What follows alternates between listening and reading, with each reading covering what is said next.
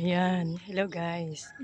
Dito kami ngayon sa ah, subdivision ng East Gate Executive Village. Ito yung yung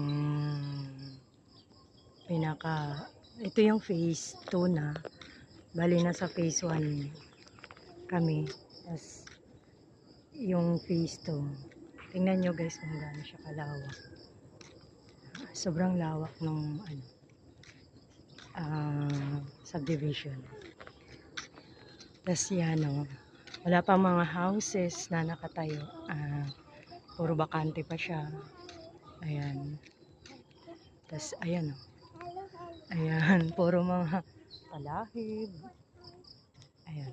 Yung phase 2